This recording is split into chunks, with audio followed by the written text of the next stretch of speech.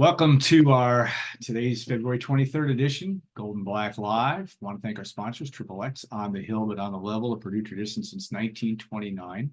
State Farm agent Trent Johnson at trentismyagent.com. Ryan Newbert joins us and we'll shed some wisdom on Purdue men's basketball and other topics as we get to them today.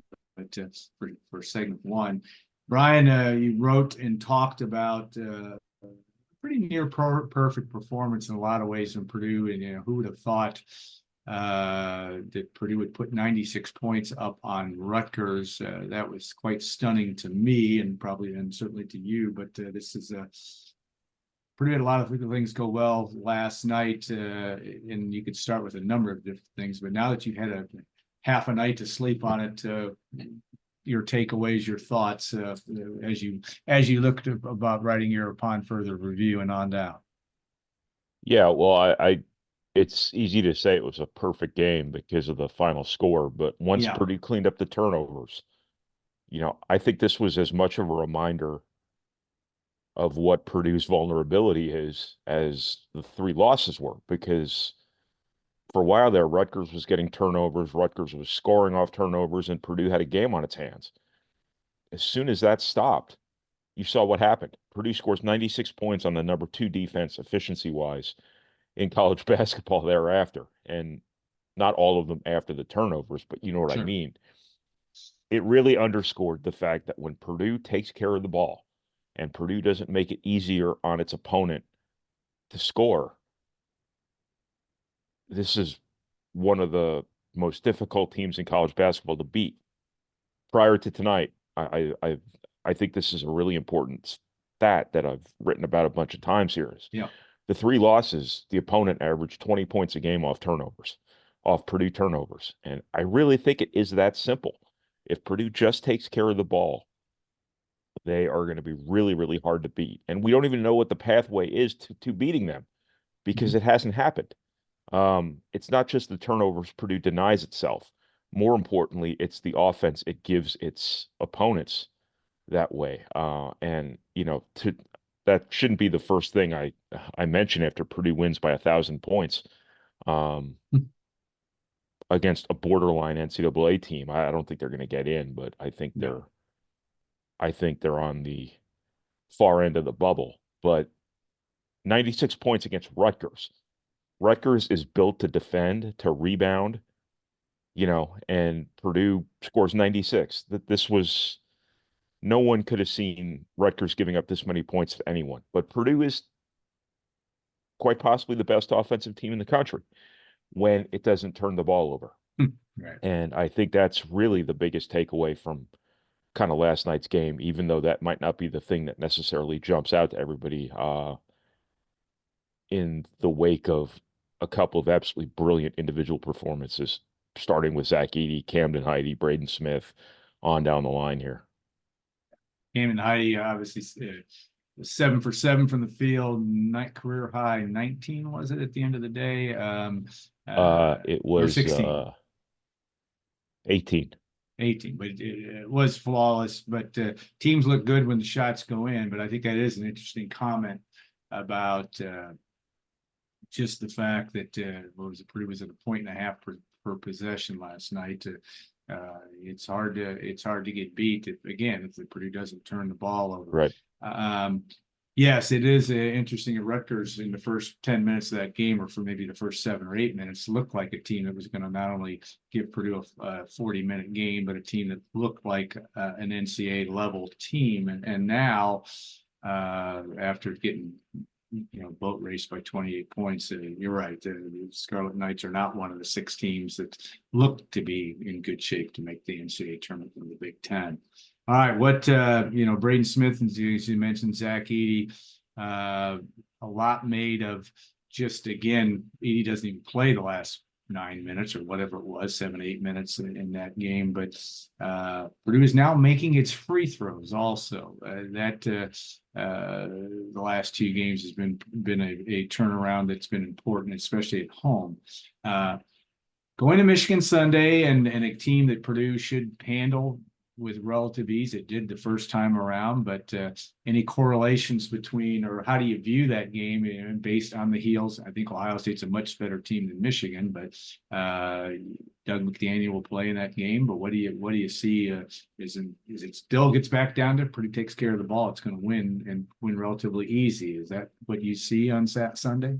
Well, I don't think anything's ever easy on the road. But like, if Purdue doesn't turn the ball over, Purdue should be fine. And I don't want to say every game they play from here on out, because obviously Illinois is going to be a tough game. Yes.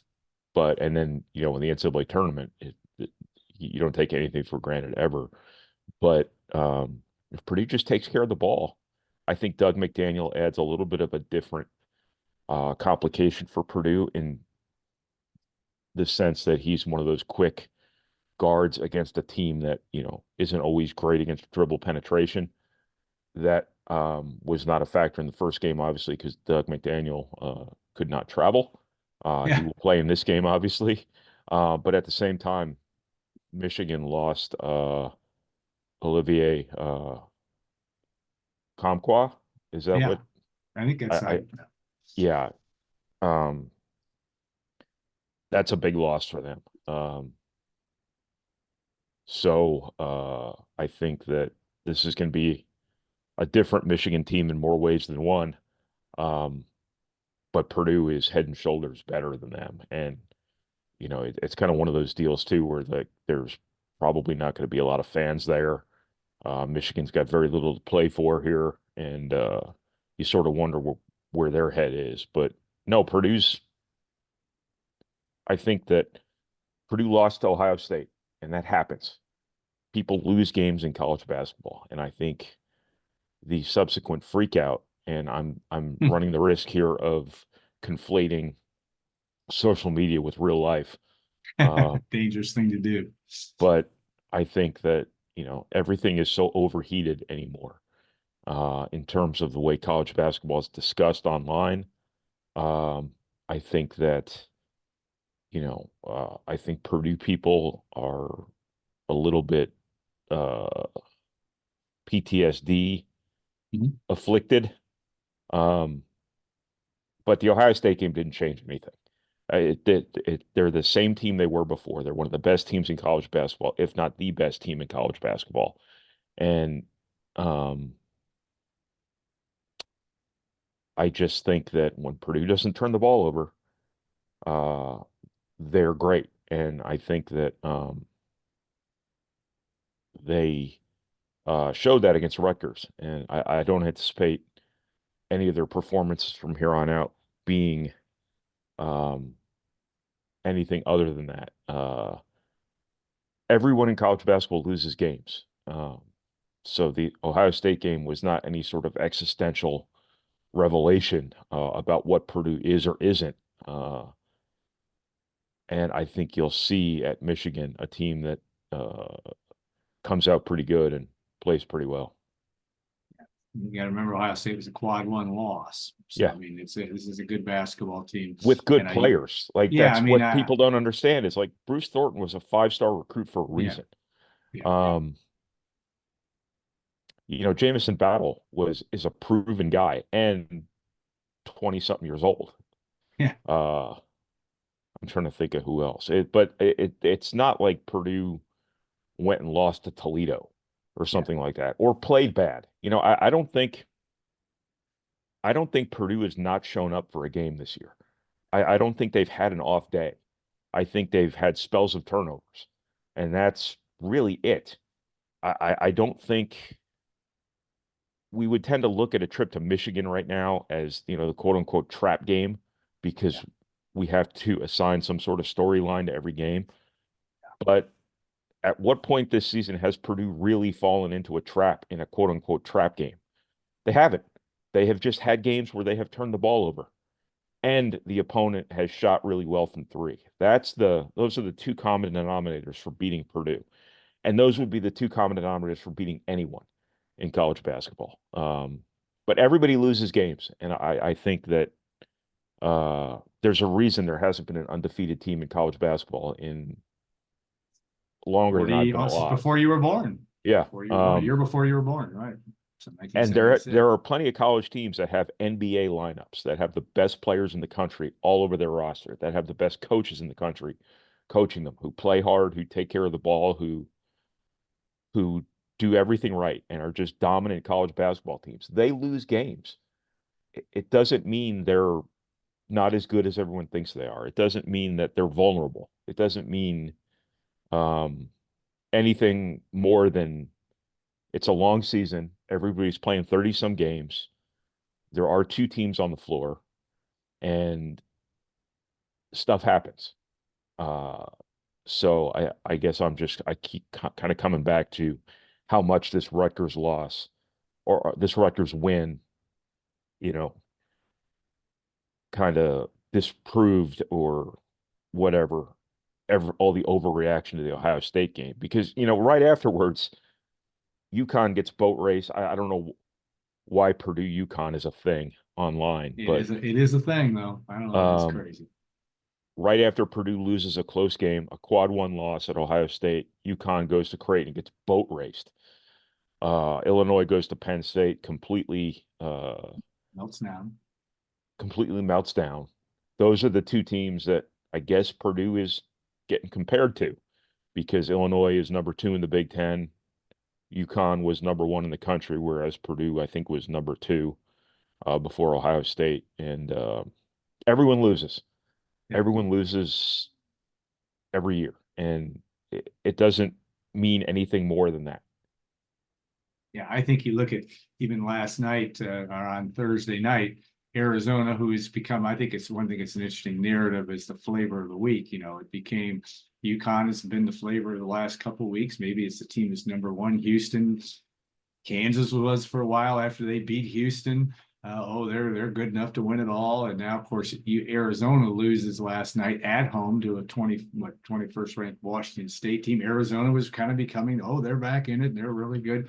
And that's, again, I guess it sells podcast or Zoom viewers, et cetera. I don't know, but that's what we're seeing on a weekly basis. Is who's in Purdue maybe number one on Monday if Baylor loses or beats Houston, I suppose, and Purdue will reemerge as the flavor of the week. I mean, is that as simple as that in terms of where this is on a media / social media landscape?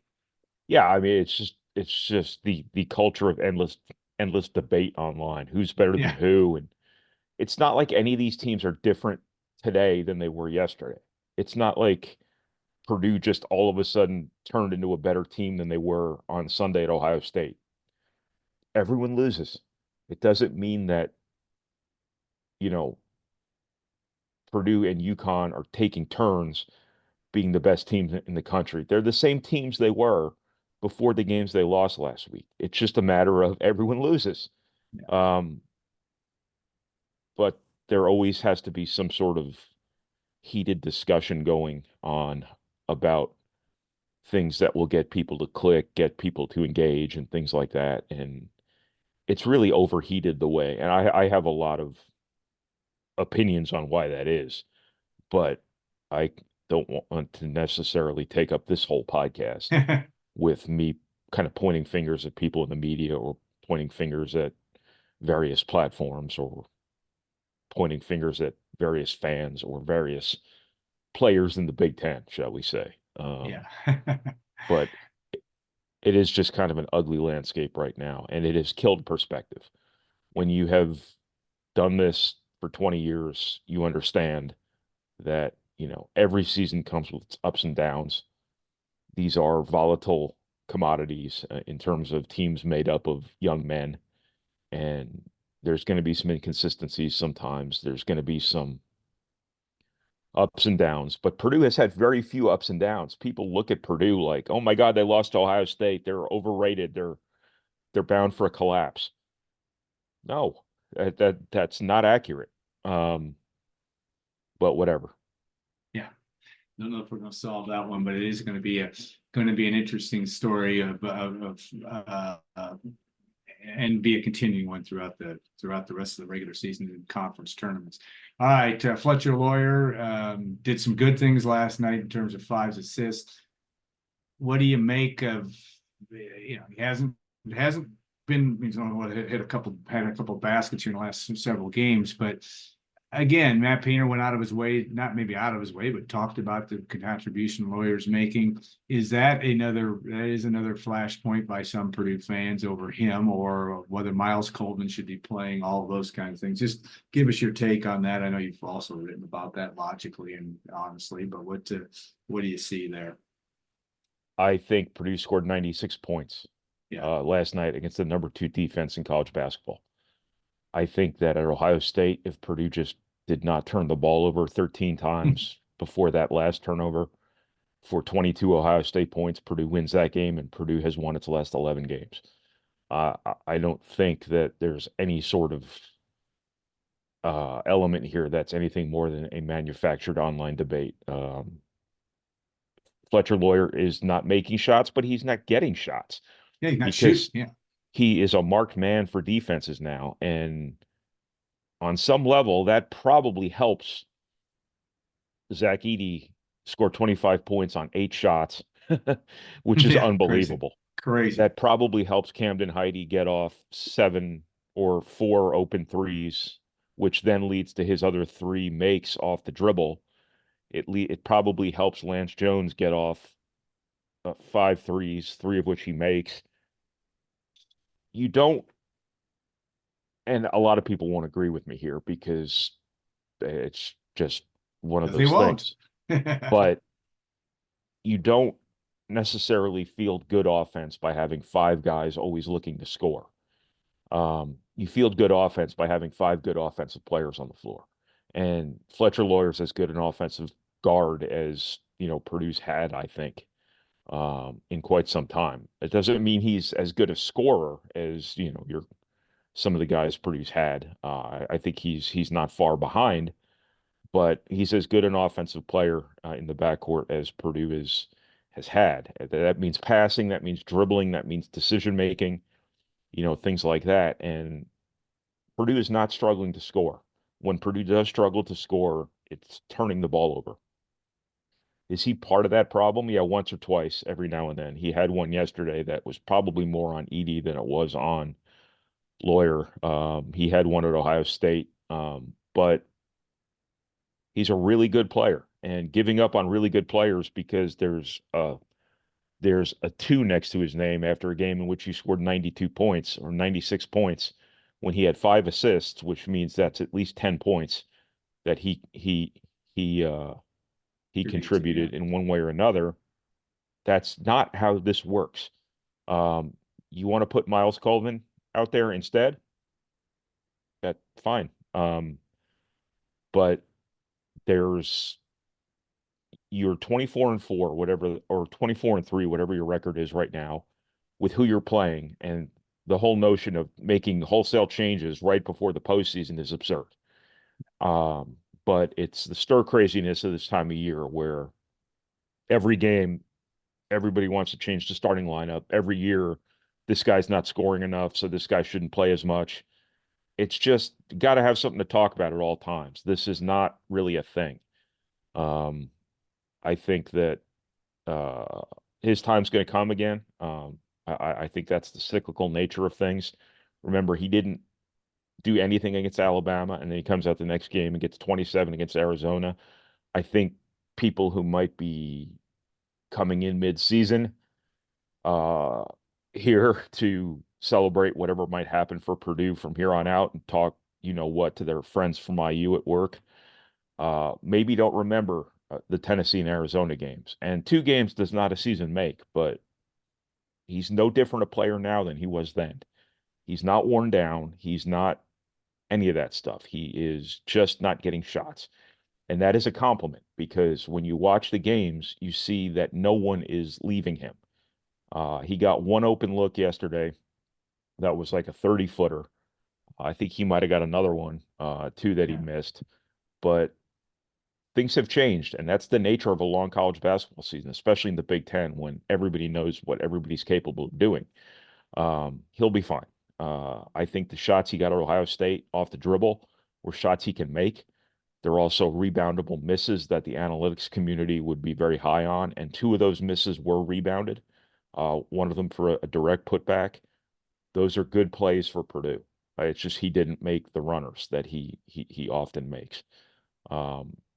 There's no issue here. This is just stir craziness late in a long season. Yeah, I think that is well said, and we'll be dealing with that stir craziness until the tournament is over. If you're maybe before the tournament starts, but then once it gets started, that will continue as well. One would think so. All right, Brian, safe travels to Michigan. And that will be, we'll look for your excellent work on goldenblack.com for that game as well. Stay tuned. We'll be back for segment 2. It's older All-Americans Day on Golden Black Live, and with Rick Mount and Steve Shellhouse joining us as well. So we'll be back in 2 minutes on Golden Black Live.